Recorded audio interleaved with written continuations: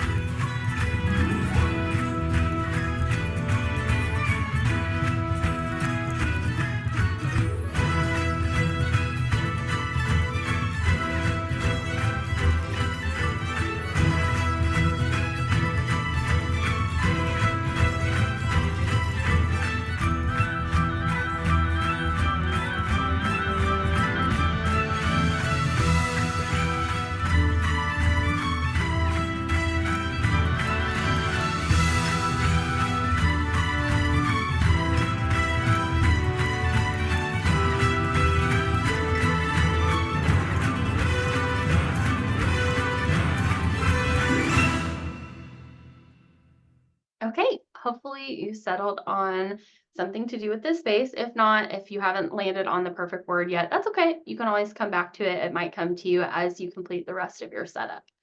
So we are now going to move down to the center of the page, doing the weekly major 3 goals and weekly to-dos. Now, I combine these two together when I share them in my weekly setups because a lot of folks like to sort of pair these sections together.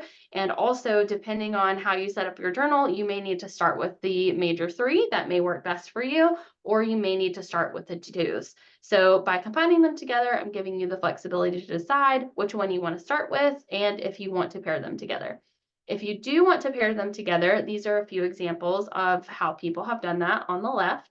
So you can see the person on the left has like office studio sorted, stay off screens, be creative, and then they sort of have the color coded things that go with that. Also over here, you have mind, body, soul, and then different things in a bingo grid that go with those major 3 goals. A couple weeks ago, Julie in our Sonder Club shared in a social that she was trying something different this month, and each week she was choosing 3 of their monthly intentions to focus on and setting goals tied to those. So you could choose to do something like that. You can also tie the major 3 goals into how you want to feel and then do your to-dos from there. For me, I don't combine the sections. I sort of write out all of my appointments and things for the week and use the calendar as a reference. And then I have sort of a running list of reminders and like to do things that none of them are really urgent, but if I don't have them there in front of me, I'm definitely going to forget about them. So they just move week to week until I get them done. And then for my major 3 goals, I just kind of think about what I have going on this week, what I have the capacity to do, and what those major 3 things are for me. So for this week, I have a dermatologist appointment. It's with a new doctor. That always makes me a little bit anxious. So that's my number 1 goal, is to actually go to the appointment. And then I have a whole laundry basket full of clean clothes that I need to put away that may or may not have been clean for like a few weeks now. And then I'm just going to continue to follow my sleep routine and hopefully get better with that on the weekends. So here are some examples of that weekly to-do section. Again, I'm going to show some examples for the weekly to-dos, show some examples for the major 3, and then give you time to do both. So if you have a super busy week ahead of you and you are having trouble getting your to-do list into a manageable chunk for the week, right? Because a week is only 7 days and you are only one person. You may want to try to use the Eisenhower matrix in this top left and kind of look at your different items and decide if they're urgent or not urgent, if they're important or not important, and then see which of these quadrants they fit into. If you're somebody like me that has a lot of trouble getting things done just because getting started is the hardest part, you may want to try the Pomodoro technique. This is where you sort of make an agreement with yourself that you're going to set out to do a task and you're going to work on it for at least 25 minutes. You set a timer, you commit to those 25 minutes, and then when the timer is done, you sort of evaluate your progress and you can ask yourself, okay, do I want to do this for another 25 minutes? Do I have that capacity? Or am I done for the day? This is just not working and I'm going to try again tomorrow. You can also try a to-be list. So rather than a bunch of to-dos, you can kind of go with like mindset, again, thinking about how you want to feel. So writing out what you want to be this week, like this person said, positive, powerful, productive, and proud. You can do a need, want, hope to-do list. So using those different categories to sort of, flesh out the list there. And of course, you can do a traditional to-do list or you can do a to-do list. So with a to-do list, instead of writing down all the things you have to do, you write down the things as you get them done. So it's like, ta-da, it's done. So it's just a different mindset when you're looking at those to-dos. I know some people will do a to-do list and a to-do list as well.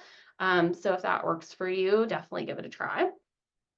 And then more to-do examples here. So we love a good bingo board. So if you like bingo, you can make your to-dos into a bingo. You can go with a theme if you have like a birthday or another celebration coming up this week. You can try dividing into different areas of focus or routine, like self, family, home, morning and evening routines, mind, body, heart. And of course, we always like stickers and doodles here as well. So those are always welcome. So now shifting into the weekly major 3 examples here. So again, you can also do different areas of focus here. So self, home, and work. And again, you can pair that over to those to-dos if you think that that's going to work well for you.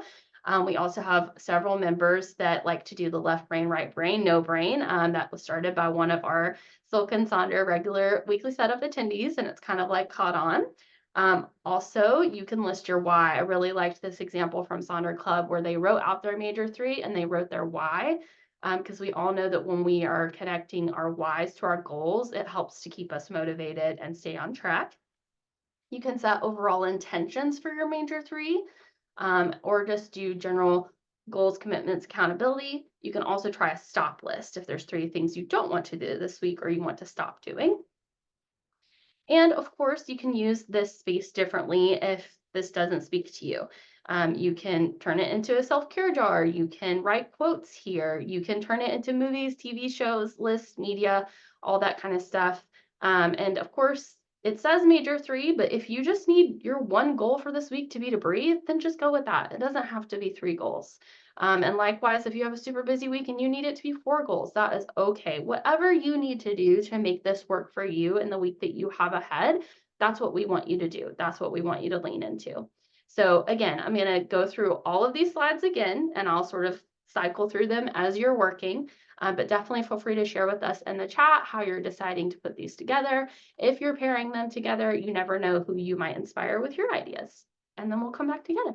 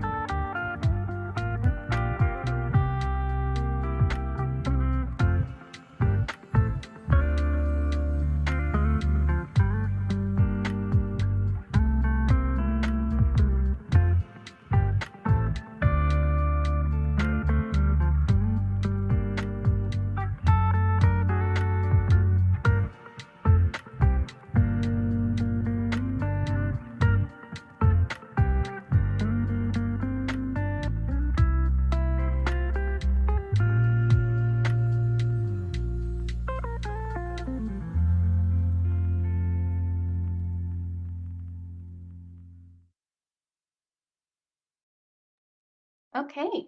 So hopefully you're feeling a little bit more prepared, organized. You took a look at these two sections and either decided to pair them together or treat them separately. Maybe you decided to try something new this week. Whatever you decided to do, I hope that it's helping you to feel ready for the week ahead. We are now moving down to the bottom of the page into our habit and activity section. So for this habit and activity section, there's flexibility to be had if you are willing to make it, right? So you can choose to fill up all of the lines that are available to you if that speaks to you, or you can choose to just fill up the ones that you need. Likewise, you can actually set a goal for the week of how many times you want to do a habit or activity, or you can just leave that blank. You can also add lines if you have a lot of things you're trying to get done or keep up with on a regular basis. I do like the person who specifically turned it into activities more so than habits. So they did like a relaxing activity, active activity, mental activity, fun play activity, and creative activity. I liked that focus on that word activity, especially since we do have the habit tracker at the beginning of our journals for the month. You can also track how much of something you do or try adding some no's in there. So, for example, no nail biting, no alcohol, etc. I know a lot of folks do dry January this time of year, so maybe keeping track of that. For me, this is where I'm keeping track of my sleep routine. So, again, I'm embracing better sleep habits, and so that's what I have going on here. So, trying to make my journey to bed starting at 9 o'clock because for some reason it takes me an hour and a half to actually get in the bed once I start going. Washing my face, brushing my teeth, taking all my medications, and then no more phone after 10 o'clock, and then meditating and hopefully drifting off to dreamland.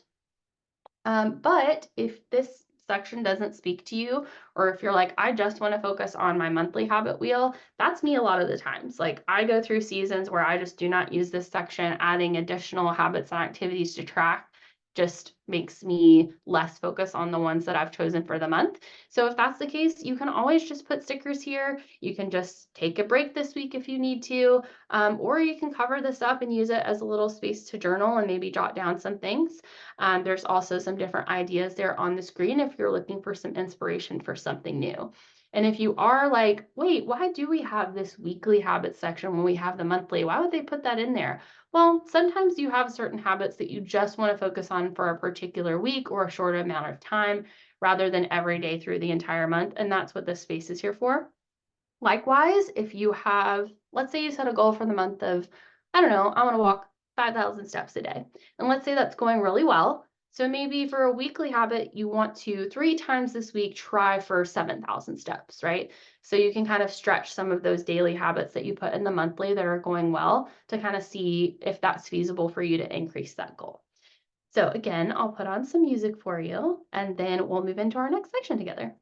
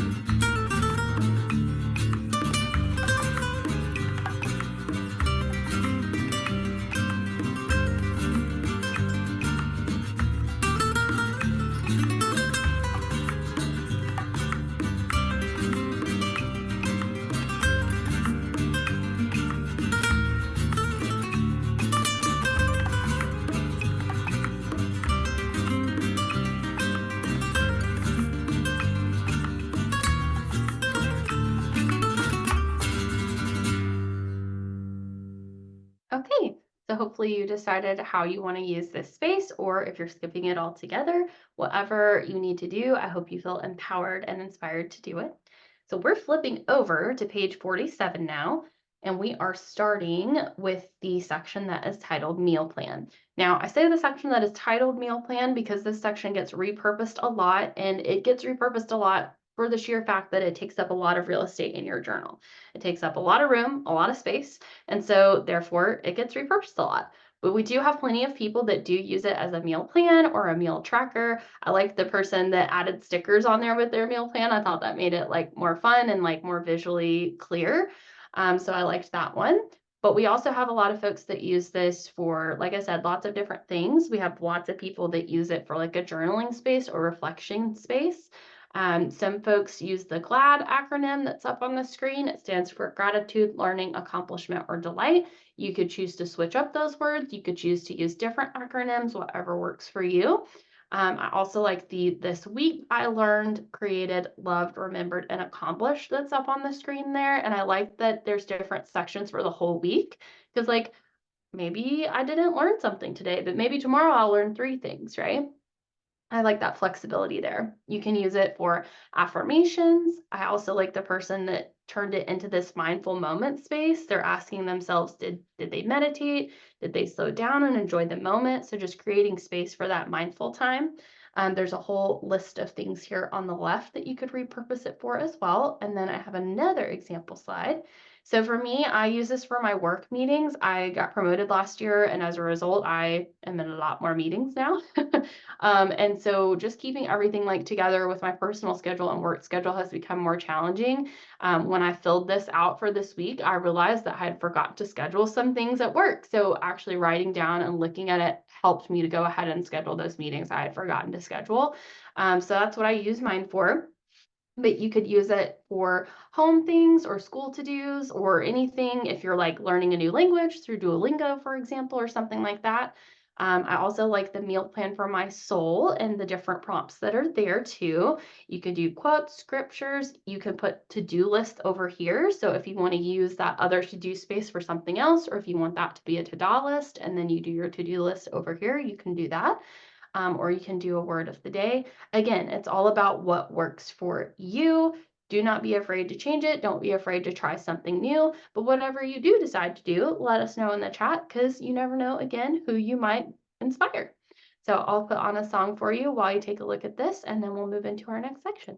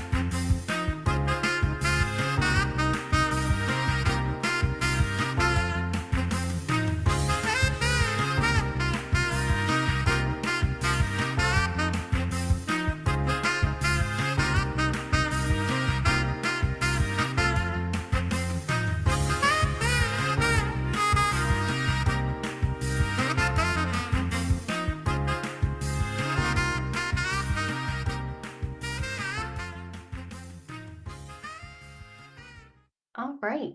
We are now moving over to the right side of this page over in the Mind Body Health Plan.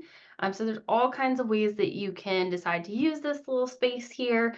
You can actually create a Mind Body Health Plan for the week. I always like to call out the folks that made sure to leave space for relaxing and resetting on the left-hand side there. You can actually divide it into those categories of mind, body, and health. I always do like a little mind, body, health bingo now. I started doing that a couple months ago and found that I started actually using this space, whereas before it was like very hit or miss. So I'm continuing to stick with that. You may draw on the 7 types of rest for inspiration or use this as a check-in space either for yourself or for friends and family. I know I'm really bad about forgetting to check in with people until it's like 10:30 at night and then it's too late to call. So having a little check-in space as a reminder can be helpful. And of course, you can also change it up, like we said, to like this person did plant care. I love this example. I think it's so cute. And then I like the T chart of the feel and need. You can do fun quotes here, stickers, change it to a tidying schedule. And of course, you can always just do a little reminder to breathe and rest and reset. Whatever you need that's going to help your mind, body, and health through the week, definitely feel free to put in this space. So I'll give you a minute to think about what you'd like to put here, and then we'll move into our last few sections.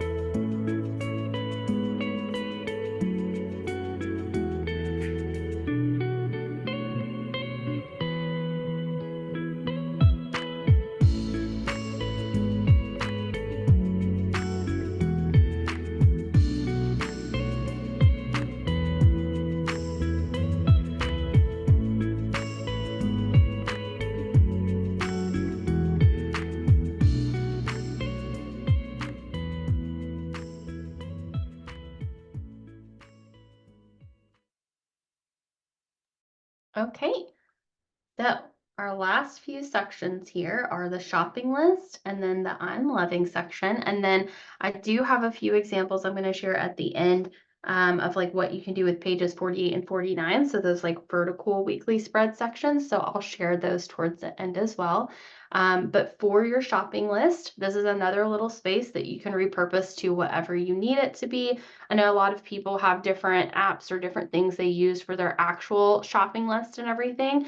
So sometimes this gets repurposed. For me, the shopping list is a shopping list. If I don't write something down that I'm planning on buying, one of two things happens. Either I forget completely or I panic thinking that I'm going to forget, and so I impulse buy. So having a place where I can just consistently write it down over and over again until it's actually purchased keeps me from doing that impulse buy and also keeps me from forgetting and then being in a situation where maybe I don't get the best deal because I forgot and now I need it like in 2 days. But I like the person that uses it for the washi tape scraps because I think that's like a fun abstract art. You can do a bingo here. There's all kinds of other little ideas here in the center. And then for the I'm loving section, so whenever you wrap up your shopping list, if you just want to share in the chat what you're loving right now, this is a few examples here. I personally am just loving the support from my husband. Like I shared earlier, I'm just in a season of struggling with energy and things from just grief from losing a family member last month. And then also just the general season is hard for me. So he's really been doing more than his like half of the load lately. And it's just made it a lot easier on me. So I'm loving that and really appreciative. But yeah, I'll give you just a few moments to think about these and then we'll have those final examples I mentioned and then we'll close out our time.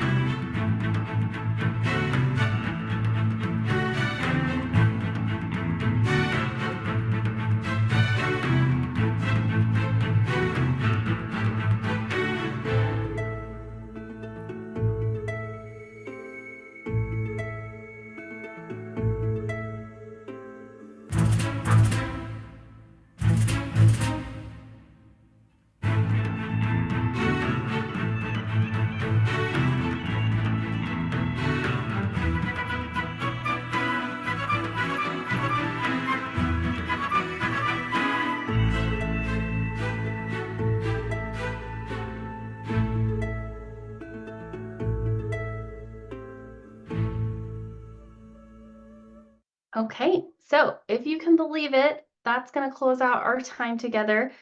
These are the examples that I wanted to just show, and I'll cycle through them here at the end as we're closing out as well of those weekly. I call it the weekly spread, but like the vertical weekly day by day pages on pages like 48 and 49. So you can see where somebody's used it for AM PM routine. Somebody's blocked out like events and different things going on.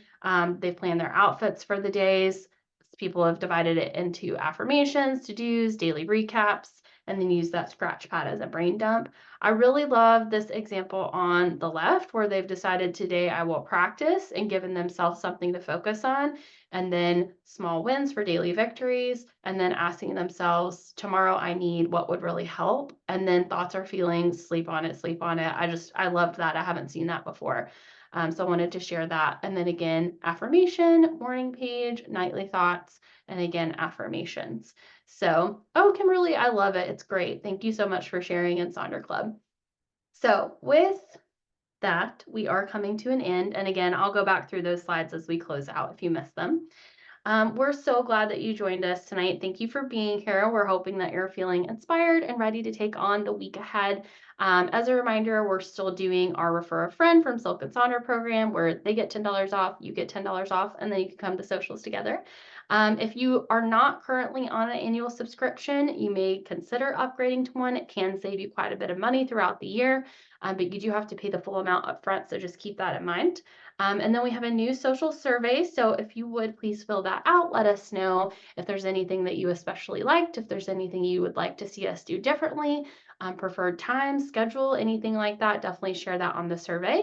And Katie is popping all those links into the chat for us. And then finally, she'll also share our YouTube link in the chat. So this social, along with all of our other socials, are recorded and then they'll be up on the YouTube within like 48 hours or so, excluding the weekends. So if you ever miss one, can't make it, want to go back and replay it, you can do that there. But it was my pleasure spending this time with you this evening. I'll share my playlist as well for you in the chat. But I hope you have a great week ahead. And until next time, just be kind to each other and we'll see you all in Sonder Club.